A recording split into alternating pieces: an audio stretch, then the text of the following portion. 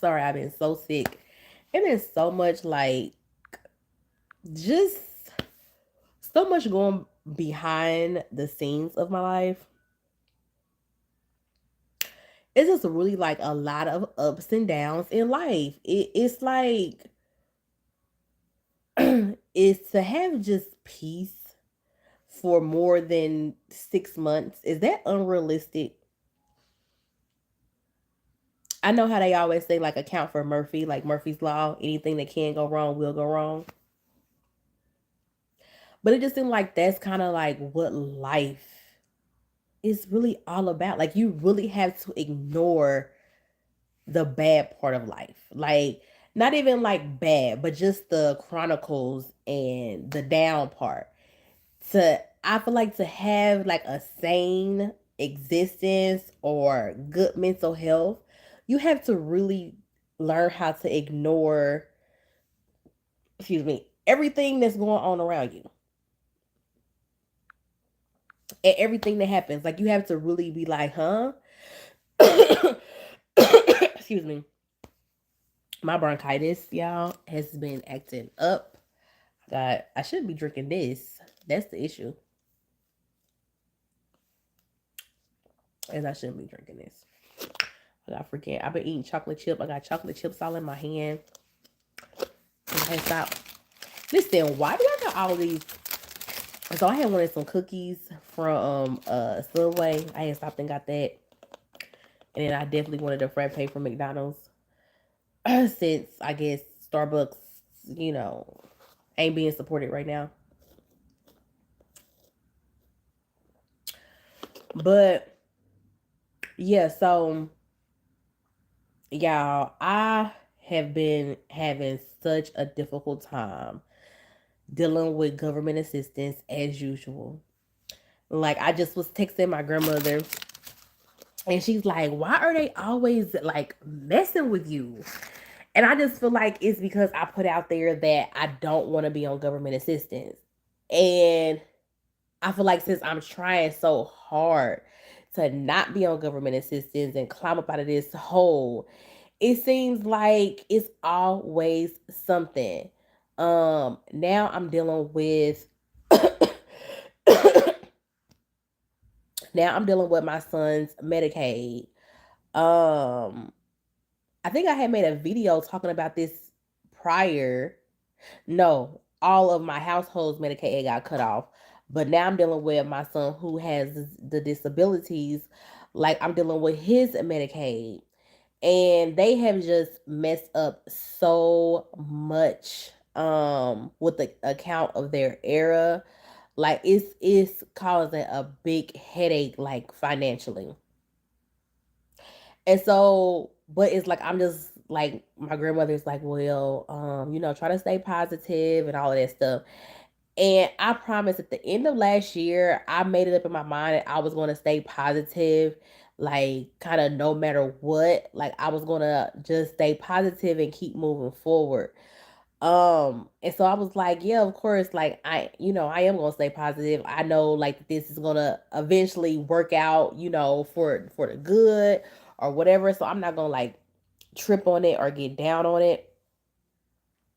But it's like just say that I didn't make up in my mind to do that.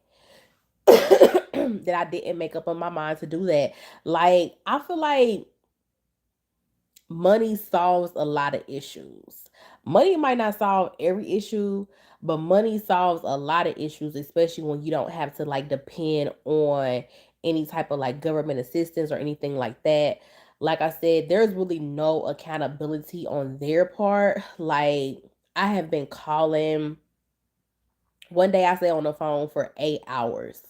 Like not only did I stay on the phone for 8 hours, I also went up to the office too. So but it's like no accountability. It's just okay. Well, keep on trying. Well, we're gonna do this. We're gonna do this, and it's just a huge headache. So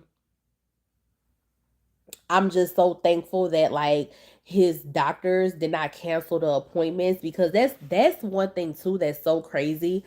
Is that the doctor's offices? I mean, I guess it's crazy, but I don't know. Like What y'all think about this? Like when the doctor's offices like check your insurance to make sure you still are covered, and if it show that you're not covered, they cancel like your appointments. I just feel like that's so like wild, especially when it's like an appointment that needs to be had. That's just like crazy to me. So I'm so glad that they didn't run his insurance because they probably would have canceled his insurance. Uh it's just the system here. I don't know if it's an Indiana thing or if this is every state this happens, but the like inner doings of Indiana when it comes to like government assistance is just horrible. So I end up actually going into another office today. Otherwise, I actually would have brought y'all along, but I really wouldn't have been able to pick y'all up or talk to y'all or nothing because it's like a small place and it was real quiet. But just like I really just be wanting to document the stuff, but then I'm like, okay, is this too much of my business on social media? That's what I be thinking. But then like the other part of me is like, no, like that was the whole point of me ever like getting on back onto YouTube is to like show government assistance and showing like the or documenting like just my journey of getting off of it. And it's not easy. Like it's not easy at all. Like so I just stay positive. Like I said, I'm so glad that they did not run his insurance, so he could have still had his appointments. But now, like, I'm gonna end up having to resubmit like all of these bills back to insurance whenever it's able to be put onto their system. They keep on saying their system had a glitch, or like another thing I don't like is they treat you like you stupid. Like you can explain something and it's like they'll come back and like re-explain to you something you didn't even say or something that you had already said like I know it's going to show up this, I know it's going to show up this, but this is wrong, this is an error on you guys' part. Like you will go through the so like A to Z thing of what's going on and they will come back and be like but yes, we see this, I know it's going to show this. I know it's going to show that. But it's the error on you guys' part. The dates are wrong. Everything is wrong. Like, I just explained all of this to full blown explanation. And y'all act like y'all didn't hear me. Like, and then you could tell them, no, go to this part. If you go to this part, you'll be able to see and confirm what I'm actually saying. And they would do the complete opposite. And it's like, oh, but I see this. No, now what case are you in? Like, it's just crazy. Hey, Christian, everything you go through there in Indy is the same exact stuff that happens in Michigan. I think it's the same across the U.S. They mess up so badly, but we are the stupid ones. Like, that's crazy. Like, it's really crazy that they do that, Michelle. It's like, it is nobody to hold like the people what they say like you can appeal the case or appeal if we wrong or write a complaint in it goes to the same person who is messing up on the stuff, so it's no like uh third party, place to go through. And then it's like, okay, well, this is government or government assistance or whatever.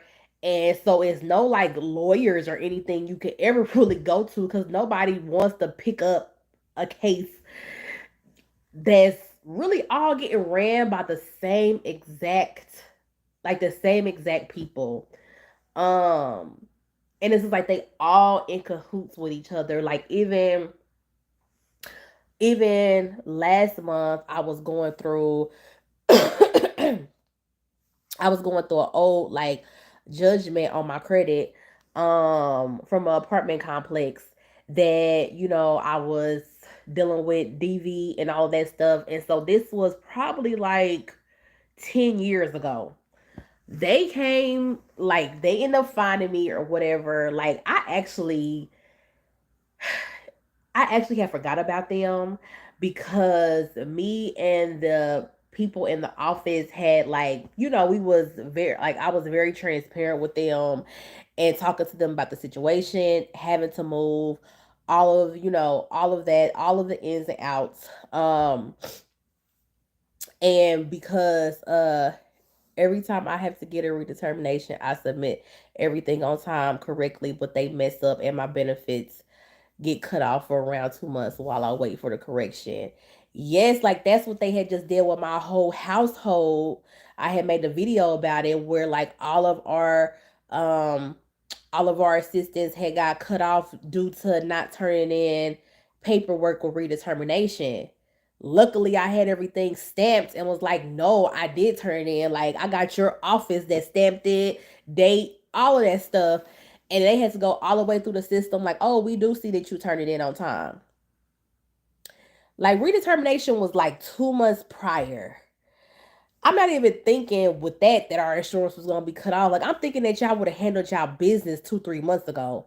Now all the way to this month, or October, I find out y'all didn't even handle y'all business correctly. I just feel like when it comes to stuff like that, y'all should have supervisors, or y'all should always, like, like, they should really be having people look over the cases. Like, and I don't think they do.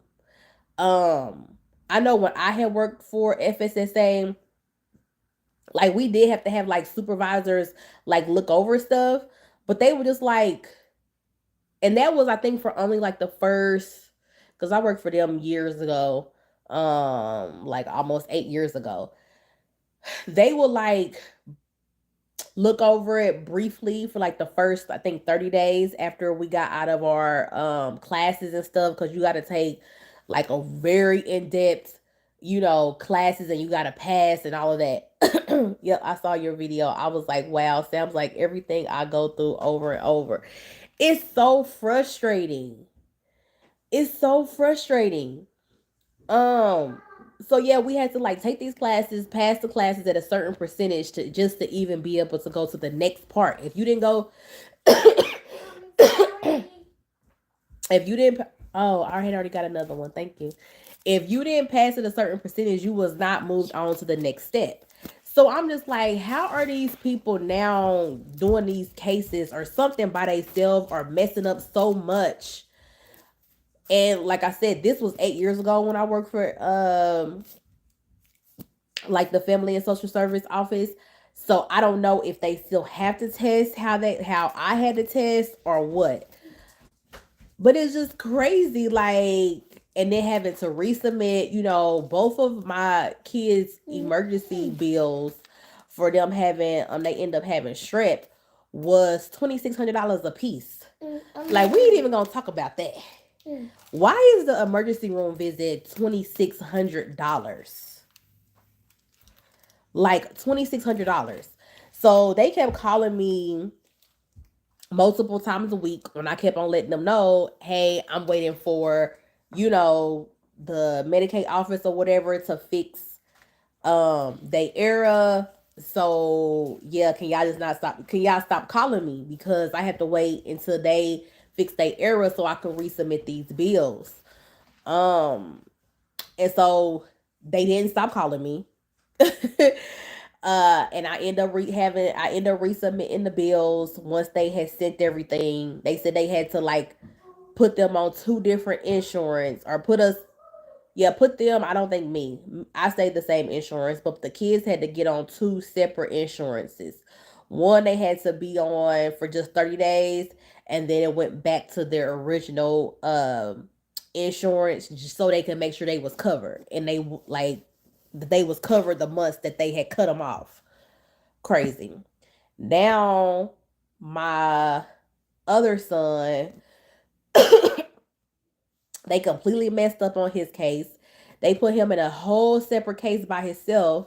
So when I was going online, like, to look up our stuff to make sure that we was all together, like, his was saying terminated. And his was saying it ended the end of September, because they cut us off for the 1st of October. That caused the whole like a whole issue with like services that I'm getting help with him and all kind of stuff because now he's showing that he does not have any health coverage. Still shows that he does not have health coverage. I had to keep on calling them, like had to fix. They had to put his social in to even find out that he was in a whole nother case. Um, have to run, but hang in there. It will eventually get corrected. I feel your pain. You and the babies have a wonderful day. I'll watch the replay. Thank you. You too.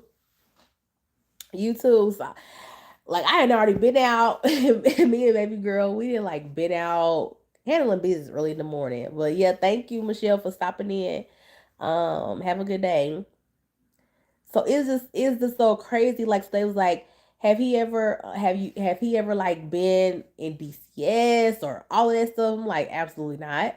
Um, he's in my household, always been in my household, haven't had no DCS case or nothing like that. Or they took my kid out of my household or whatever. So they was like, yeah, that's pretty much the only reason like why they would have took him out of the case. I'm like, yeah, but that never has been an issue. So they, of course had to, and that's what like I don't like either because I'm just not a liar. Like I'm not a liar.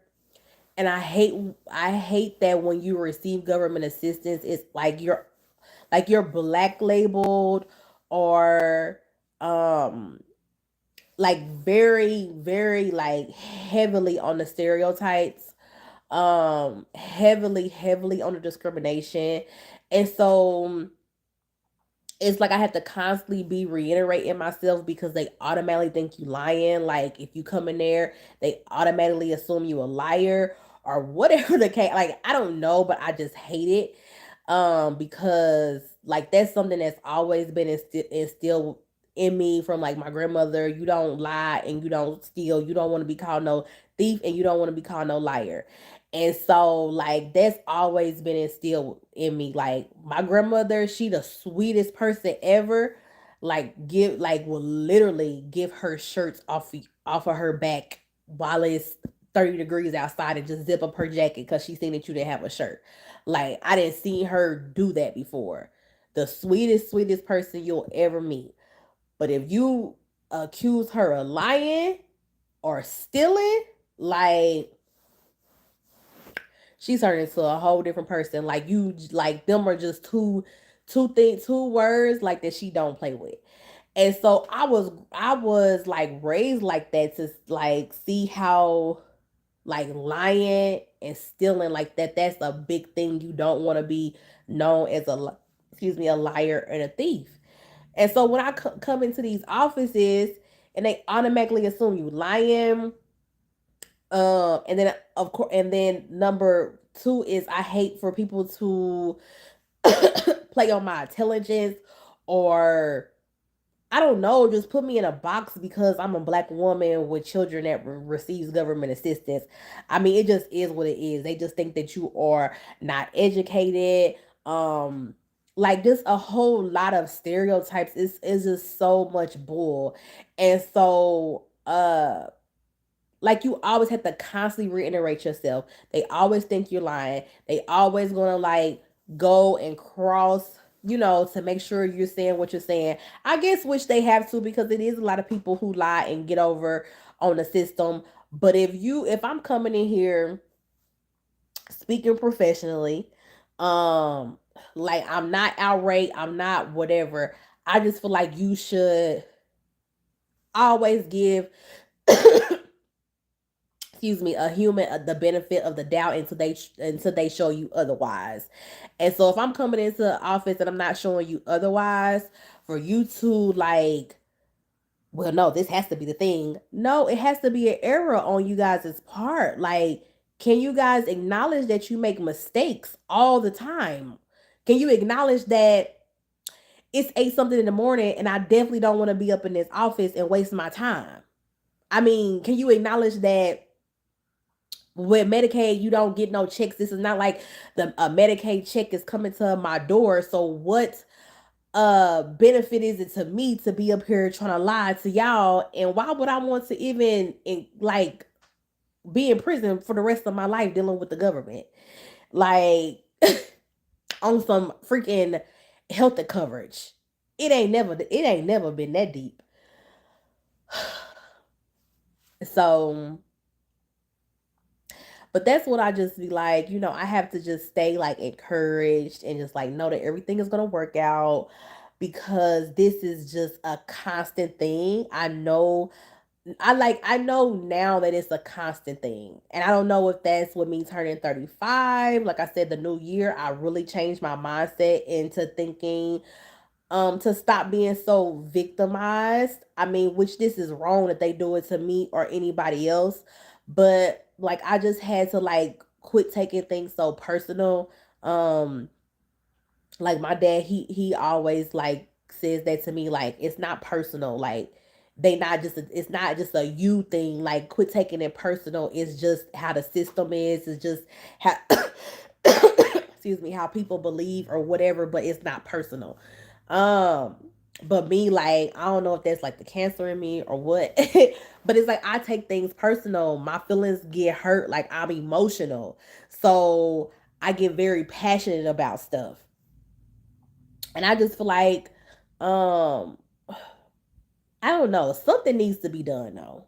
Like I don't know what needs to be done or how it needs to be done, but something with the organization.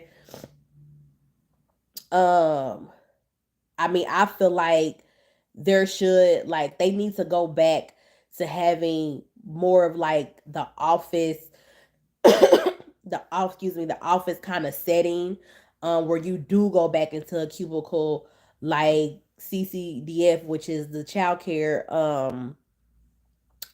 assistance, which I just end up taking myself off of that. Was it last year? Yeah, sometime last year. I think the summer of last year, it was time to redetermination. And it just gets to the point where all of these redeterminations, all of these paperwork, all of this like turning in stuff just for them to drop the ball really like started affecting my mental health so much, because I'm already the kind of person that's like, I want to be better financially, and not because I think I'm better than anybody. It's because I want to leave something for my children. But I had to be real, like that. This is the stage that I am right now. This is just what it is. So it's like every time it's a barrier or obstacle or just a pushback with something, like it just started making me feel real down on myself. Like, this is why you need to get your stuff together. You taking too long, like to get your stuff together. And they having a child with a rare, autoimmune disability, and dealing with all of that, like that was very taxing, because it's like, no matter how much you want to do, no matter like what business you want to start or what you want to do, like you really can't do it, because you have a child that at any time, like he could be fine 1 minute and then you go into the emergency room the next minute. And so like, but he's like, this year he's just doing so much better. Like, I'm just so grateful. And I think that's what like gets me in, like my kids, like, they always get me very passionate about stuff. Like, I don't like nobody messing with my kids. And I feel like this is his health coverage. He sees doctors on a regular basis. Like, he has to take scheduled injections and he medication, like just for him to have a regular quality of life, for him to be able to go to school and eat what he want to eat in moderation, or to a certain extent. He still can't eat a lot of stuff, but it's like y'all playing with now his livelihood. And I definitely don't want him going back to nowhere of how he was like last year. Last year was extremely hard. Um, During this time last year, it was cold. Or was that like December? It's around this time last year, like it was cold. Like we had already started having like full blown snow on the ground. And just like constantly being reminded of like that trauma of me having to, my baby sleeping right beside me. Now he get to sleep in his own bed.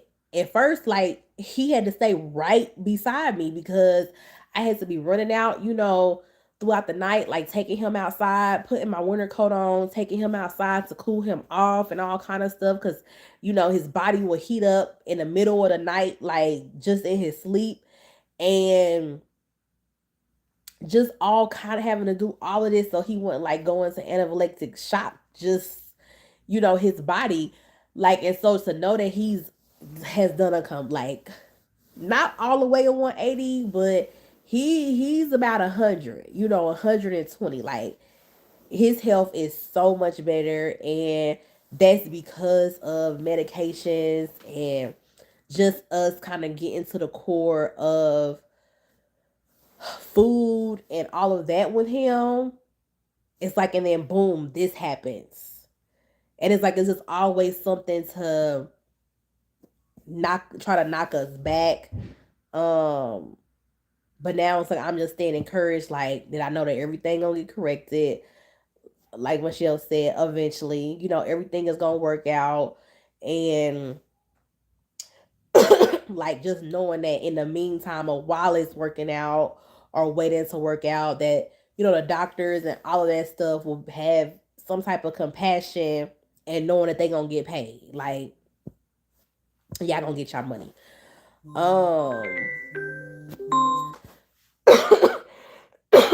but yeah, so it's just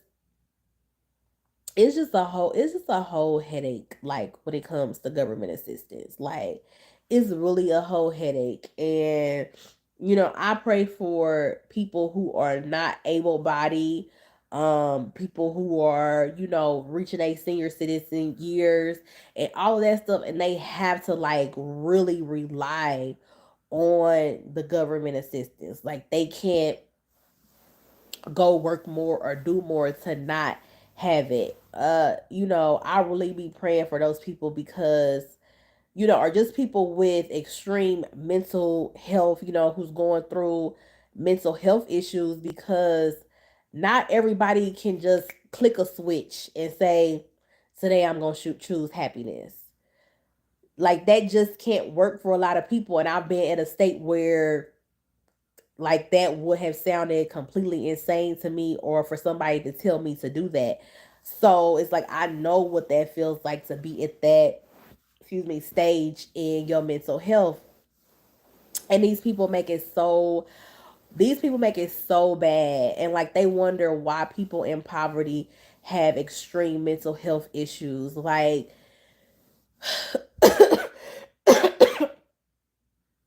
sorry, my bronchitis is like going crazy, y'all. Um it's getting a lot better. I couldn't talk for like a couple of weeks. That's why I hadn't like been putting that on videos or no vlogs, because I was literally in bed. But like I had made a went live on Instagram like months ago, maybe even a year ago, and I was just talking about how you know nobody wants to like not clean up their property. Nobody wants to have like overgrown weeds and overgrown uh grass and like toys and dirt and all that stuff in the front of their house. Like, but when you go into like more of a poverty stricken area, that's what you see. But a healthy person, I don't think will want to like constantly pass their house every single day and you're not even hardly able to get through the front door. That's a mental health issue. But when you don't have a certain amount of income, like in this country, you are completely ignored. You're completely bullied, and they just basically you have to just deal with whatever they're giving you because you don't have any other choice. And so the self-esteem of a low income or people who are below the poverty line, like to be able to build yourself up and to have somewhat of a decent self, inner self-worth or self-esteem about yourself, it takes a lot. Like it takes extreme delusion. I feel like, because all around you, you are constantly being treated like you are not valued, um and you are constantly being treated and picked last, like with a lot of stuff. And so it definitely makes you have extreme self-confident issues, just be and extreme, I believe, mental health issues, because of the ups and downs and how you're constantly treated. But like I said, my bronchitis is crazy, so I'm not gonna stay in here for long. But yeah, I just wanted to give y'all a little bit of update of kind of just what's on my mind, what I'm dealing with. This has been going on since October right now with my son. It's down towards the middle of November. He still does not have health coverage. Um, well, I guess it's a glitch right now in the system. Like, never heard of, like, it's always a glitch in the system when it comes to me. This has to be a record of the glitch. So the good news is the Medicaid office, they can see his health coverage. They see that his health coverage has never been cut off. He's never had a lapse in health coverage. He's always have has had health coverage. The bad news is nobody else can see that he has health coverage. Only them printing out paperwork to me, and me explaining it to all of these like different agencies, but nobody else can see that. And so, and nobody else wants to get, like, nobody wants to get on three-way. I remember waiting online for like 45 minutes, and I was trying to get another agency. The agency, like, when you put in the name, it shows up. I was trying to get them online with the Medicaid office to see, so they can talk it out to see how to get their systems to connect with each other. As soon as the main part got on the phone, the lady from the Medicaid office said, "I'm not going to talk to anybody but you, so I have to hang up. Goodbye." Like, after I waited on hold for more than 30 minutes, I think I waited on hold for probably like an hour before somebody even picked up the phone. Told her what was going on. I told her it was the agency that works with them, actually. Like, this is you guys' agency. This is how people are able to see and pull up the coverage. Like, I told her that I was calling them and everything. Like, and she said, "Well, I have to look up the case and what you're talking about. I'm gonna put you on hold." She put me on hold. I called them. They don't really have a long wait time. They got on the phone. She came back from, I told them, "Hey, she just put me on hold. The Medicaid office just put me on hold. I need you to explain that you don't see what they talking about. And so you can tell them how to basically do their system." This lady got back on the phone from the Medicaid office and was like, talking to, she said, "Hello." I said, "Hello, I have so and so on the phone. They're with blah blah blah. They're going to help or assist you with how to get this resolved, because this is the problem, like I had already mentioned to you before." And she said, "No, I'm only talking to you. I'm not talking to anybody else, so I'm hanging up." And hung up the phone after I had been on hold for an hour. Like, after I had been on the phone for an hour. It was just so discouraging, because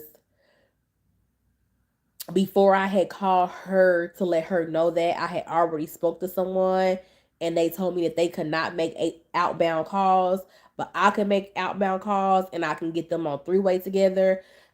Both of the agencies said that they couldn't make outbound calls, but I could get them on three-ways together and they'll be able to talk to each other. But she said she wouldn't be able to hold while I made the three-way call, just in case they had me on hold. So she said, "Okay, so you would just hang up and then call back, and the next rep will be able to help you. Just make sure you time everything perfectly." Did that, and like I said, the next person just hung up the phone. Like, knowing that I'm frustrated, knowing that I've been calling here every single day. Like I said, one day this month, I stayed on the phone for like 8-9 hours. Went up to the office, like constantly going up to the office. getting told the same like thing, like we don't know what's going on. We don't know why, it's showing that he doesn't have health coverage. Like no matter how much I tell them, hey, it's your system. The system is called this. I got this information from this supervisor. You have to do this, you have to do that. And then they like say, oh, well, we see this, give it 24 to 40 hours. I don't want to, we're not going to do that yet. Just give it a couple of more days or give it till Monday.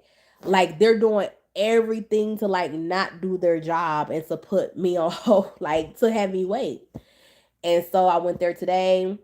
The person again said, okay, well, she did say that she reauthorized and sent everything through, but give it 24 hours and just call the number. Like, you still gotta wait. It's still not automatic. Give it 24 hours. It's not up there in 24 hours. You're gonna have to come back here and then do XYZ. Like, I just feel like it's just so draining because I just feel like I could be doing something else with my life. I could be doing something else with my life. And not to mention how they used to penalize people for having transportation. Oh, well, you got transportation, you got a car, so you don't need, help with this, that. And it's like, how would I be able to keep on and a phone? They don't, they don't look at a phone as a necessity or a car as a necessity. But how can you handle any business with them without having a cell phone and a vehicle? Like that's a necessity because y'all always are playing with people's time. But yeah, y'all, I've been ranting for like 36 minutes. So I will keep y'all updated. But we stand positive over here. I'm positive. Um, I'm happy and assured that everything is going to eventually work its way out. What's going to be the end result of everything, I don't know. Um, but yeah. Bye.